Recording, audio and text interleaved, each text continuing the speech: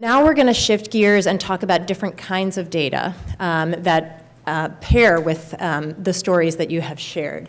We're going to talk about numerical data. And now is the time where we're going to share with you some results from the study that we have been conducting, and we'll tell you more about that.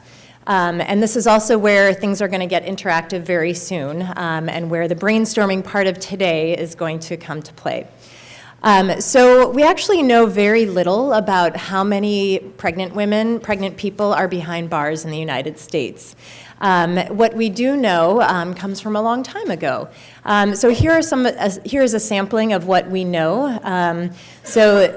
One estimate is that 3 to 5% of women report being pregnant at the time of intake into federal, state prison or to jail.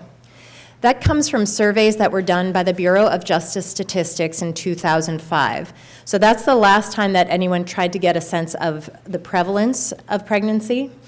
There was also a survey done in 1998 to estimate the number of births, and they estimated that there were 1,400 births that happened in 47 state prison systems across the country. 43 state prison systems. But 1998 was a long time ago. That was nearly 20 years ago, and we know that the number of women behind bars has increased significantly since then. We also have some information from a report from 2010 from the Association of State Correctional Administrators that estimated that there were 2,500 pregnant women in a 10-month time period and about 1,300 births. But this report, it was circulated to me as a PDF by a colleague, and I have since tried to locate it by contacting the organization and by going to their website, and I cannot find it anywhere. So this is a very hard to find survey, and basically what this says is that we know very little about how many pregnant people there are in custody and how many give birth. What's more, there has never been any systematic assessment of stillbirths, miscarriages, abortions, and preterm births, C-sections, sterilizations that happen after delivery. There has never been any systematic assessment of this at all. And so what this says is that these women don't count in a way. And if you don't have the data, it's hard to make the case for policy changes and for us to know the scope of the problems. Now, of course, hearing data from Miyoshi and Kayla certainly paints an important part of the picture, but it also is critical to have the statistical data. And here are just some of the reasons, and I think all of you in this room can brainstorm other reasons why, in order to affect change, it helps to have data. One is so that we can compare what's happening inside prisons and jails to what's happening outside. Are preterm birth, stillbirth rates higher among pregnant people in custody than in the community, or are they lower? Sterilizations, do they happen more commonly, and what does it mean if they happen at all? It helps us understand the scope of the issues that we're dealing with. Of course, we can understand the depth of the issues by hearing from people like Miyoshi and Kayla, but understanding the scope is also critical for advancing change. It also helps to ensure that policies and training at prisons and jails respond to the needs of the people who are there. It can help make the case to improve healthcare services, programming, and other things that are provided to pregnant people in custody. It can also help advocate for alternatives to incarceration, and Miyoshi brought this up in her comments as well.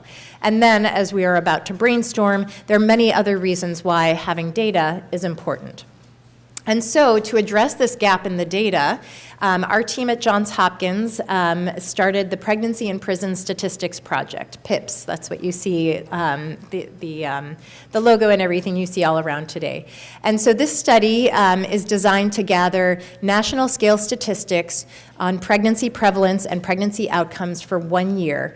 All of the data that are reported to our study database are de-identified and aggregate data, so we don't have detailed information about the people themselves who gave birth, had abortions, et cetera. We just have numbers per month from each prison and jail. In addition, we also asked about baseline pregnancy-related policies and services at each of the sites. And because we are a small team at one university, we didn't have the resources to recruit every single state prison system and all 3,000 plus county jails across the country. So we targeted our recruitment. And recruitment, I want to add, was a collaborative effort, and we are very grateful to our colleagues at the National Resource Center on Justice-Involved Women who are here in the room, and also our colleagues at the National Institute of Corrections. And because of this collaborative recruitment effort, I'll show you a map in a moment of who was involved in the study, but it really allowed us to get a good representative national geographic sample. So these are the outcomes that we collected. Every month, each site reported how many pregnant people were admitted, how many pregnant people were there at the end of the month, live births, including preterm births, stillbirths, miscarriages, abortions, ectopic pregnancies or tubal pregnancies. We also collected information about the route of delivery and also maternal and neonatal deaths. And then for 6 months, each site also reported more detailed information about various medical conditions in pregnancy, mental health conditions, postpartum issues like breastfeeding and postpartum depression, and what happened to the infants. So this is a map of the prisons and jails and also juvenile detention facilities that participated in the study. So overall, we had 22 state departments of corrections. We also have the Federal Bureau of Prisons reporting to our study, 6 county jails, but we focused our jail collection of data on the largest jails in the country. So we have the 5 largest jails, and then we have a jail in Western Massachusetts that wanted to participate. And then, although we did not actively seek out juvenile detention centers, we thought of this as a different scope of collecting data and for another project. There were 3 sites that came to us wanting to be part of this. So we have 3 juvenile detention centers that are in our study as well. So we did not have any incentive, any monetary incentive. We couldn't pay them, and we couldn't tie it to any benefit to them. And so really the benefit is for them to have the data. We're creating reports at the end and giving it back to them. And we were actually pleasantly surprised at how many sites wanted to participate. A few of them were actually already collecting some of these data, but as they expressed it to us, they said that they felt that this was important data to have, and they appreciated having the system and helping, because every prison and jail had to set up their own tracking system, and we helped them do that. And so they appreciated having the sort of structure to create this. But it's a great question because there really was no tangible monetary incentive for them. It was merely their interest in having the data. So this is just a brief report on where the study is right now. We've completed data collection from 21 of the 22 state prisons and 5 of the 6 county jails. And we are going to share with you preliminary data, and we ask that you not share the data publicly. We will, when we have all the data and have collated everything, we will share with the network in this room. So that you can circulate widely, but we ask that you not do that yet because the data are not final. But we will have the final data by January of 2018, and we have lots of plans and intentions to disseminate the data widely, not only to people like you in this room, but to the media, to other advocacy organizations, to national organizations of prison and jail administrators and county executives, to state and federal legislators, and to foundations who might be interested in these issues, and also to academic journals as well, and beyond, whatever we come up with today. Now, what are we going to do today with these data here in this room? So we did not do the study for the sake of just having these numbers. We did the study because we believe it's important for all those reasons that I presented earlier.